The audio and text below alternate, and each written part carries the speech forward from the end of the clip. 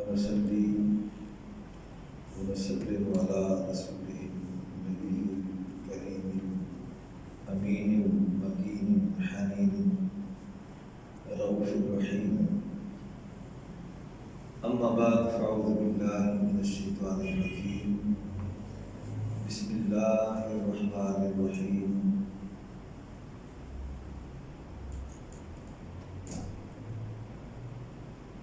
قل إن صلاتي ونسكي ومحياي ومماتي لله رب العالمين، أو كما قال الله تبارك وتعالى في مقام الآخر: لن ينال الله لحومها ولا دماؤها ولكن يناله التقوى منكم كذلك سخرها لكم لتكبروا الله على ما هداكم وبشر المحسنين. صدق الله مولانا العظيم وبلغنا رسوله النبي الكريم الأمين، ونحن على ذلك لمن الشاهدين والشاكرين. فقد قال الله تبارك وتعالى في شان حبيبه مخبرا وآمرا: إن الله وملائكته يصلون على النبي يا أيها الذين آمنوا صلوا عليه وسلموا تسليما. الصلاة والسلام عليك يا سيدي يا رسول الله وعلى آلك وأصحابك يا سيدي يا حبيب الله. الصلاة والسلام عليك يا سيدي يا رحمة للعالمين وعلى آلك وأصحابك يا سيدي يا شفيع المذنبين.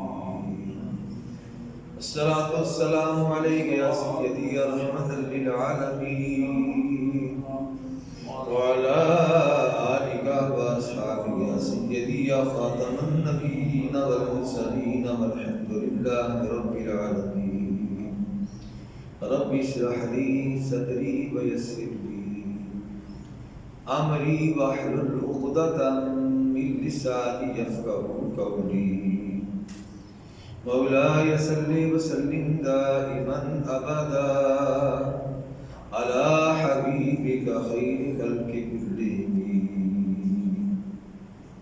اللہ کی حمد و ثنا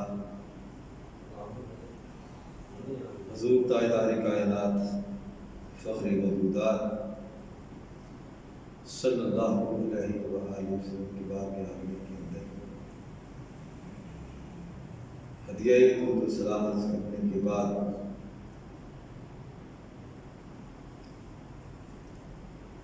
یہ ایام یقیناً نبی پاک صلی اللہ علیہ وآلہ وسلم کی ارشاد کے مطابق اللہ کی بارگاہ میں سب سے زیادہ مقبول، فضیلت کے اعتبار سے سب سے زیادہ فضیلت والے، حتیٰ کہ آقا کریم صلی اللہ علیہ وآلہ وسلم نے ماہ رمضان اور جہاد سے بھی افضل ان ایام کو ارشاد فرمایا، سوائے اس شخص کے تو جہاد کرتے ہوئے شہید ہوئے۔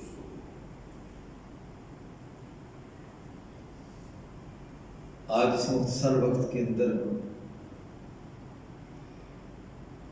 ہم قربانی کے متعلق چند باتیں سننے کی سعادت حاصل کریں گے۔ قربانی کیا ہے؟ نبی کریم رؤوف الرحیم صلی اللہ تعالیٰ علیہ وآلہ وسلم رب کائنات نے اس کے متعلق کیا ارشاد فرمایا؟ دو مختلف مقامات سے ہم نے دو آیات بینات خطبے میں سننے کے ساتھ اثر کی۔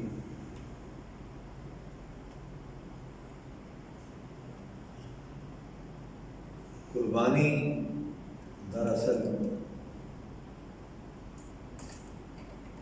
انسان کی اس نیت کا نام ہے جو انسان اخلاص کے ساتھ اللہ کی رضا کے لیے ارادہ کرتا ہے اور اس کے ساتھ ساتھ وہ تقوی اختیار کرتا ہے۔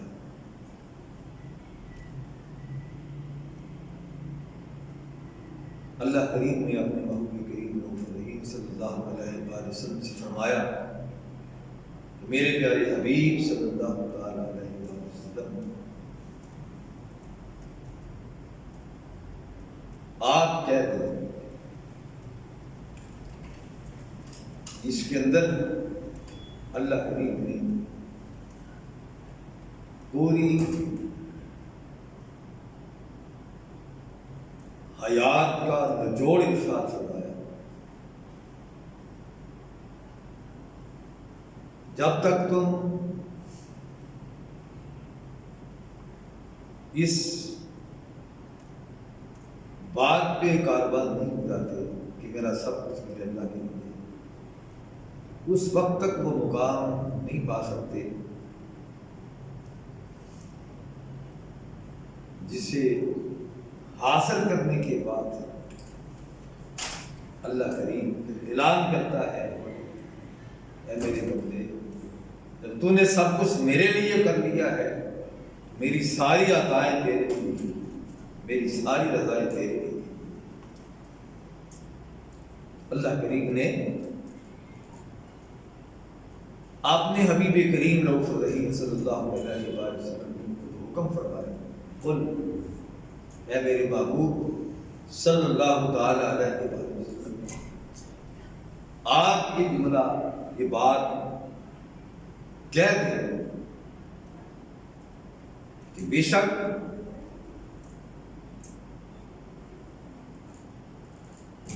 کہ میری نماز، میری قربانی، میرا جینا، میرا مرنا، سب کچھ اس اللہ کے لیے ہے جو سارے جہانوں کا پروردگار ہے، جو سارے جہانوں کا رب ہے۔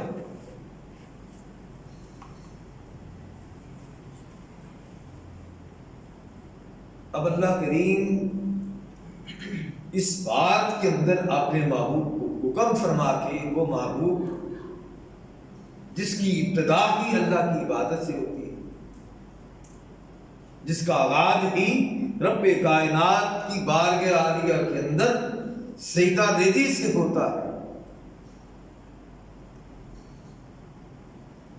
اور جس کی پوری زندگی ابتدا سے لے کے آپ کی وفات تک ہر لمحہ اللہ کی رضا کے لیے بیتتا ہے۔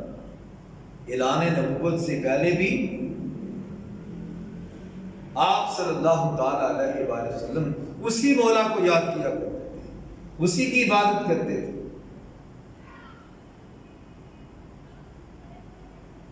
اعلان نبوت سے پہلے بھی آپ کا سب کچھ اللہ کے لیے تھا،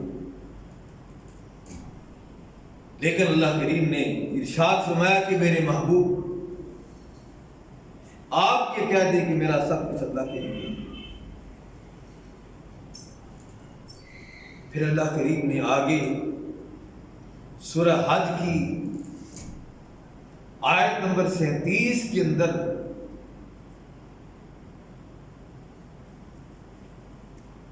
وضاحتاً فرما دیا قربانی کے متعلق۔ یہاں مخصوص قربانی کا ذکر ہے، اس سے پہلے بھی قربانی کا ذکر پیچھے حضرت ابراہیم علیہ السلام، حضرت آدم علیہ السلام کہ دو بیٹوں کا ذکر کر کے اللہ کریم نے فرمایا کہ قربانی کیا ہے، وہ دلوں کا تقویٰ ہے۔ جس قدر تقوی اختیار کرے گا اسی قدر اس کی قربانی اللہ کی بارگاہ میں مقبول ہوگی۔ 2 بیٹوں کا ذکر کر کے ان میں سے ایک کی قربانی کو قبول کیا گیا، دوسرے کی قربانی کو رد کر دیا گیا۔ جس کی قربانی قبول ہوتی ہے اس کی قربانی کو دیکھ کے جس کی قربانی رد ہوتی ہے وہ آگ کو گولا ہو جاتا ہے۔ کیا وجہ ہے کہ تیری قربانی تو قبول ہو گئی، میری قربانی قبول نہیں ہوئی؟ اس نے حسد کیا۔ اس کے اندر بھی سبق امت مسلمہ کو یہ دیا گیا کہ رب کائنات اس کی بارگاہ کے عالیہ کے اندر اللہ اعلان کر رہا ہے لن ینال اللہ، ہرگز نہیں پہنچتا۔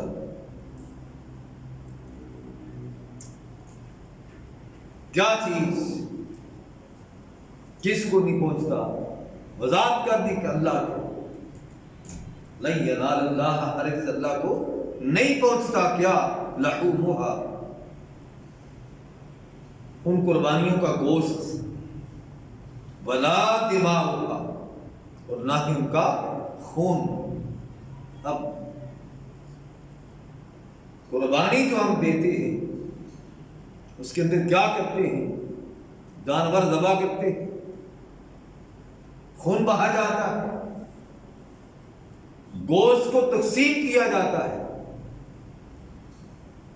کیا گوشت کا تقسیم کرنا یہ قربانی ہے؟ اس کے متعلق نبی کریم رؤوف الرحیم صلی اللہ تعالی علیہ وسلم وضاحت آ گئی۔ قربانی کیا کرنا ہے؟ آپ صلی اللہ تعالی علیہ وسلم نے جب قربانی واجب ہوئی، اللہ کی طرف سے حکم آیا، آپ صلی اللہ علیہ وسلم نے صحابہ سے فرمایا اللہ کی راہ میں آپ نے جانور قربان کرو۔ صحابہ نے طریقہ پوچھا، آپ نے وضاحت فرما دی۔ ہر جانور کی عمر کا ارشاد فرما دیا اور بتا دیا کہ کون کون سے جانور کو ان کی قربانی کی جا سکتی ہے، ان کی عمریں کیا ہوں گی، وہ بھی ارشاد فرما دیا گیا۔ جب یہ سب کچھ پتہ چل چکا صحابہ کو، پھر باقی بات یہ رہ گئی تھی اب اس کا تقسیم کا طریقہ کیا ہوگا۔ تو آپ صلی اللہ علیہ وسلم نے فرمایا اس کی تقسیم کا طریقہ یہ ہے کہ تم اس سے 3 حصوں کے اندر ڈیوائڈ کر دو، 3 حصے بنا دو۔ ایک حصہ خود آپ نے لیے رکھو، ایک حصہ آپ نے عائد و اقارب کے لیے، قریبی رشتہ داروں کے لیے، اور ایک حصہ غرباء و مساکین کے لیے رکھو۔ ان 3 حصوں میں تم اپنی قربانی کو ڈیوائڈ کر دو، تقسیم کر دو۔ اب یہ ابتدا تھی اور ساتھ یہ وضاحت فرما دی کہ کوئی شخص 3 دن سے زائد گوشت نہیں رکھ سکتا۔ وضاحت فرما دی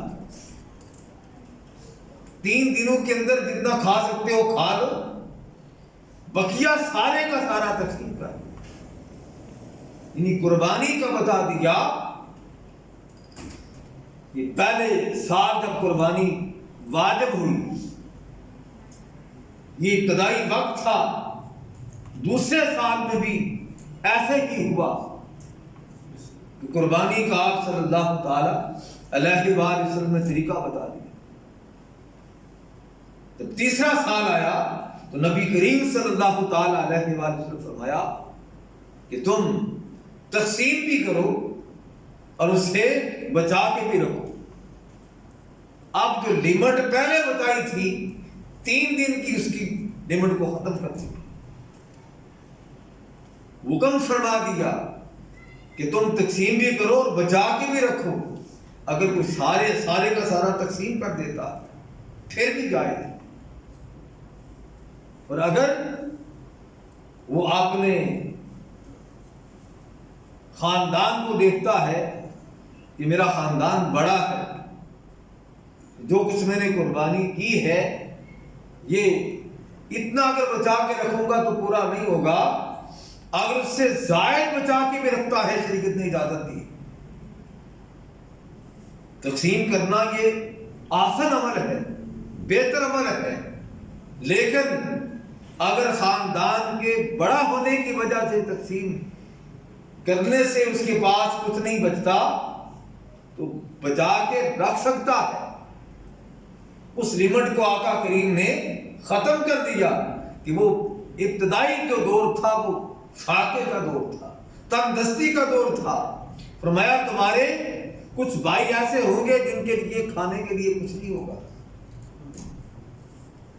وہ انہیں ایام کے انتظار میں ہوں گے کہ قربانی ہوگی، تمہارے مسلمان بھائی قربانی کریں گے، اس میں سے ہمیں گوشت ملے گا، وہ ہم بھی کھائیں گے، اپنے بچوں کو بھی کھلائیں گے۔ اس لیے فرما دیا کہ 3 دن سے زائد تم بچا کے نہیں رکھ سکتے۔ آگے 2 سال تک یہ حکم چلتا رہا اور تیسرے سال فرما دیا کہ تم بچا کے بھی رکھو اور اس سے تقسیم بھی کرو۔ اب بچا کے رکھنے کی لمٹ کسی حدیث پاک کے اندر نہیں ہے کہ وہ 5 دن ہے، وہ 10 دن ہے، وہ 20 دن ہے، یہ مہینہ ہے یا اسے زائد۔ مطلق فرما دیا کہ تم اسے بچا کے بھی رکھو اور تقسیم بھی کرو۔ اللہ کریم نے ادھر اعلان کر دیا کہ اللہ کی بارگاہ کے اندر یہ بچا کے رکھنا، یہ تقسیم کر دینا، اللہ کو اسے کوئی غرض نہیں۔ خون کا بہہ جانا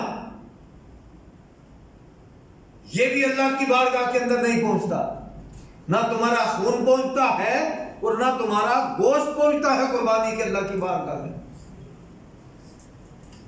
اس آیت کریمہ کے اندر رب کائنات نے وضاحت فرما دی کہ اللہ کی بارگاہ میں نہ تمہارے قربانی کے گوشت پہنچتے ہیں اور نہ خون پہنچتا ہے، تو پھر باری تعالیٰ پہنچتا کیا ہے؟ ابتداء میں نے عرض کی کہ جو اللہ کی بارگاہ کے اندر چیز اللہ کی بارگاہ میں پہنچتی ہے وہ کیا ہے؟ وہ تمہاری نیت ہے۔ جو جانور خریدتے وقت تمہاری نیت تھی خالصتاً، وہ نیت جو ہے اللہ کی بارگاہ میں تمہاری نیت پہنچتی۔ انما الاعمال بالنیات، بے شک اعمال کا دور و مدار نیتوں پر ہے۔ فیصلہ نیتوں پہ ہوگا کہ تمہاری نیتیں کیا ہیں، جو تمہاری نیت ہوگی۔ اگر قربانی کی نیت کسی کو دکھلانا ہے، کسی سے وعدہ کروانا ہے، اپنی تعریف سننا ہے، تو پھر یہ تو مل جائے گا۔ جیسا کہ حدیث طیبہ کے اندر ہے، قیامت کے دن بے شمار ایسے لوگ ہوں گے جنہوں نے سخاوت کی ہوگی، بے شمار لوگوں نے قربانیاں کی ہوں گی، لیکن قیامت کے دن ان کے لیے کچھ نہیں ہوگا،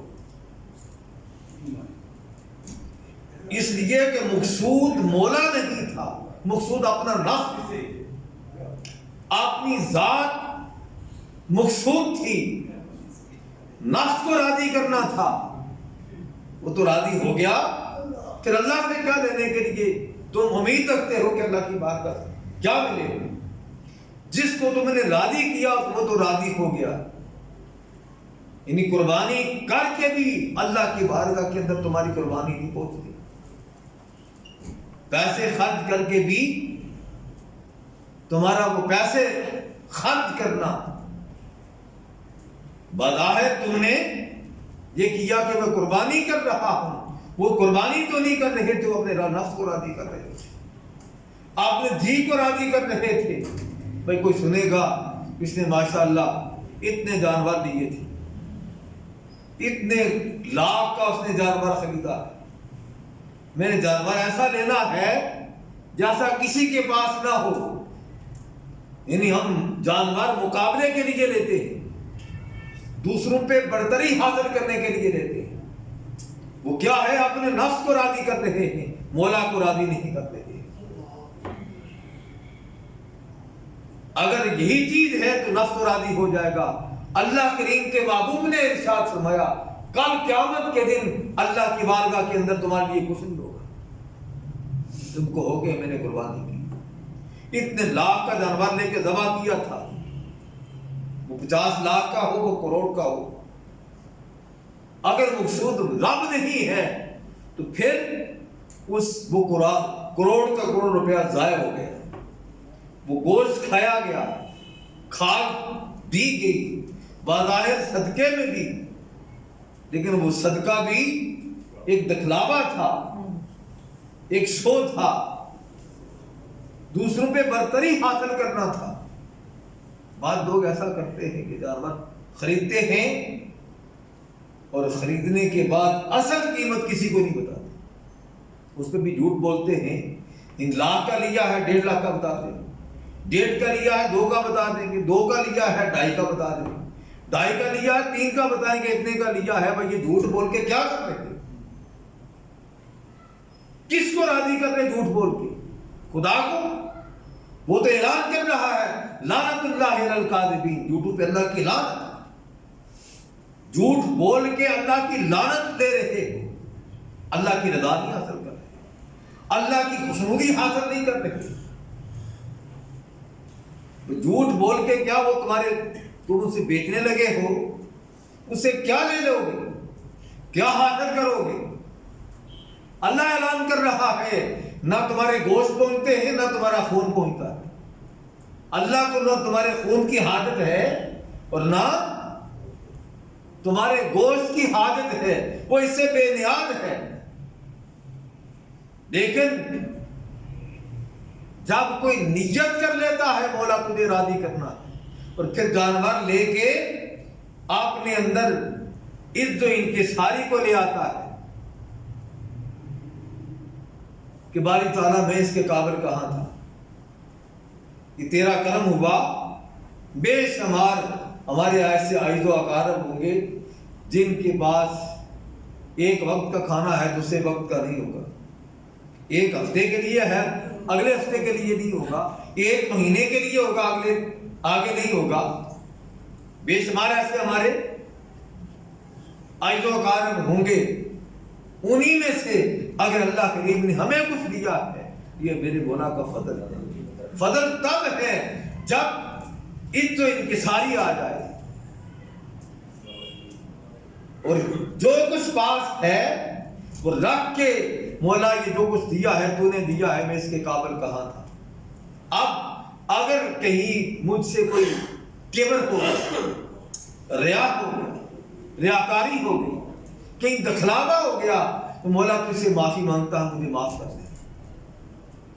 یعنی بندہ اللہ کے راستے میں دے کے عادت انکسار بنا رہے اور نفس کی مذمت کرتا رہے، اس کی سرکوبی کرتا رہے، جب وہ تکبر کرنا چاہے، جب وہ ریا کرنا چاہے، جب وہ جھوٹ بولنا چاہے، فوراً اس کی مذمت کرے، پھر دیکھے کہ اللہ کا اس پہ کرم ہوگا، اللہ کی اس پہ مہربانی ہو گئی ہے۔ اللہ کریم اس آیت کریمہ کے اندر فرما رہا ہے کہ جو چیز اللہ کی بارگاہ میں پہنچتی ہے وہ کیا ہے؟ تمہاری نیت ہے، اور نیت کے اندر کیا ہے؟ جو تمہارا اخلاص ہے، اس اخلاص کے اندر کو ہے کیا ہے؟ وہ تقویٰ ہے۔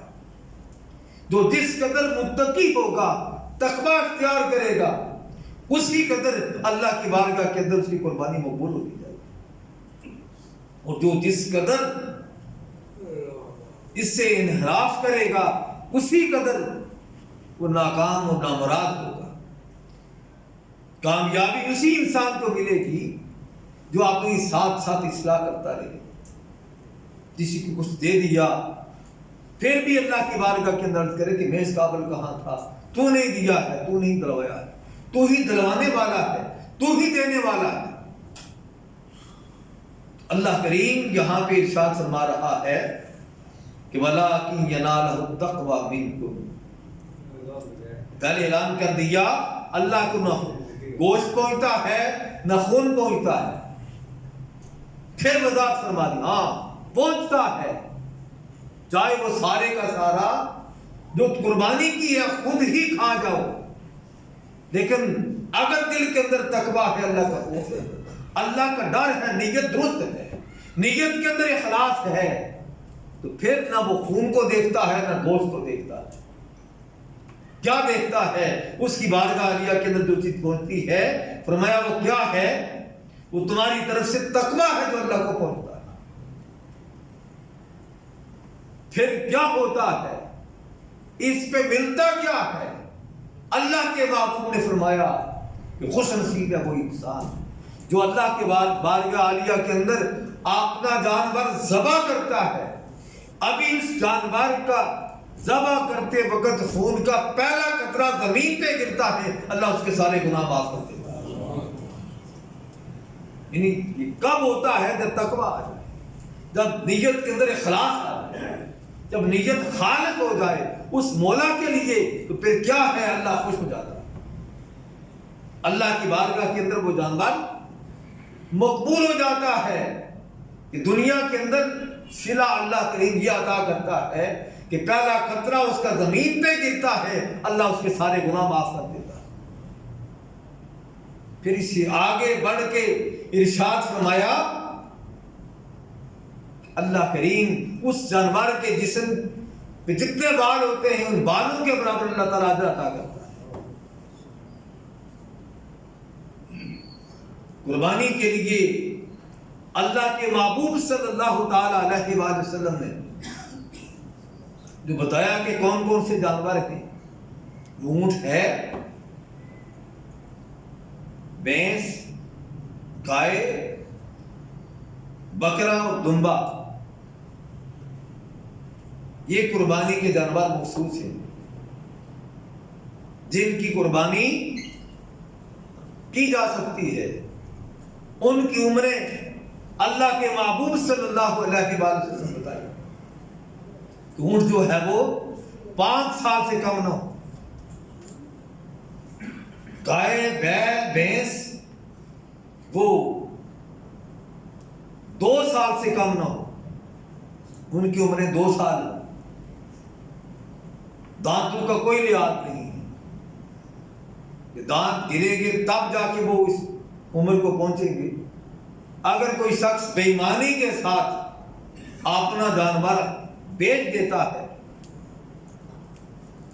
اور اس کی عمر ابھی 2 سال نہیں ہوئی، یا اونٹ کی ابھی 5 سال عمر نہیں ہوئی، تو بتا وہ 5 سال رہا ہے، ابھی وہ 1.5 سال کی گائے یا بیل ہے، بتا وہ 2 سال رہا ہے، تو خریدنے والا جو ہے وہ اپنی پوری تسلی کر کے خریدے۔ اگر اس کے باوجود کمی خریدنے والے کی طرف سے نہیں ہوئی، جس نے بیچا اس کی طرف سے ہوئی ہے، گنہگار وہ ہوگا جس نے وہ بیچا ہے، جھوٹ بول کے بیچا ہے۔ اسی طرح بکرا جو ہے اس کی عمر 1 سال سے کم نہ ہو، 1 دن بھی کم ہوگا بکرا جو وہ قربانی نہیں لگے گا۔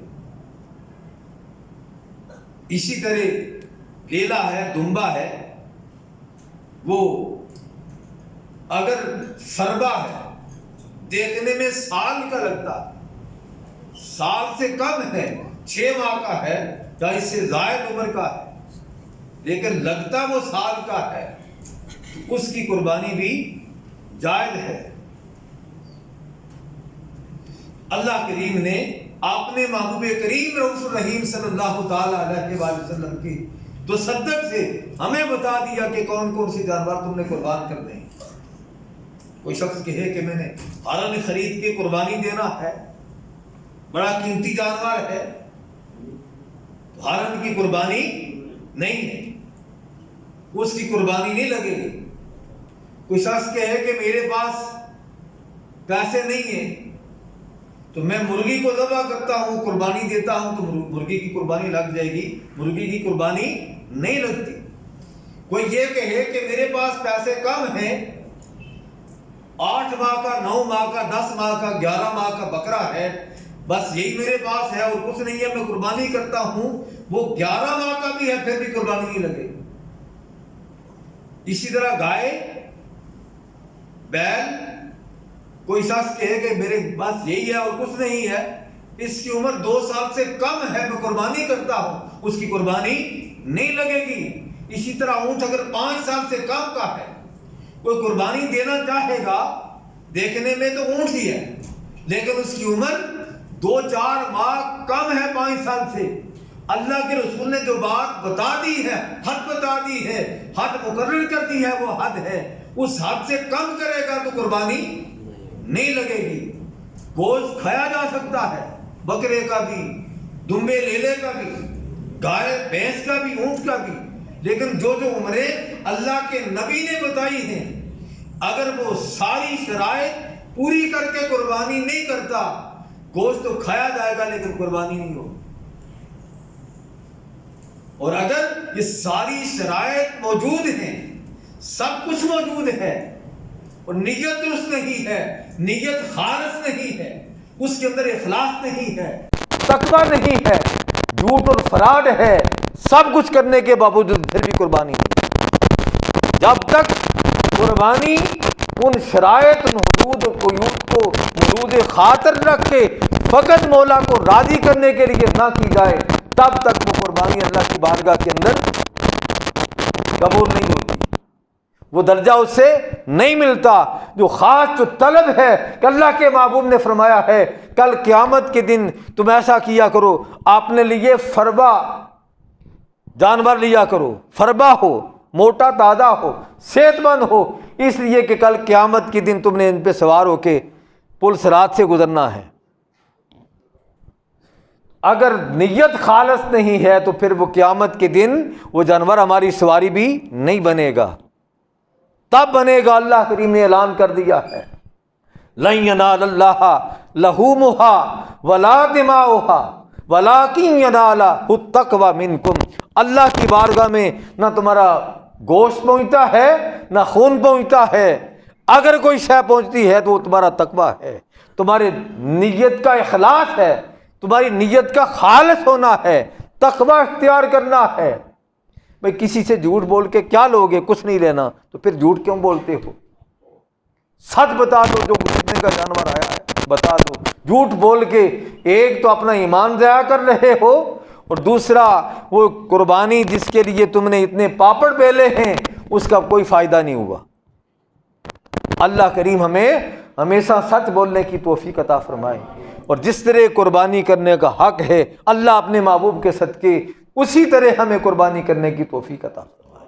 وآخر دعوانا الحمدللہ رب العالمین۔ سنتے ادا فرما لیں۔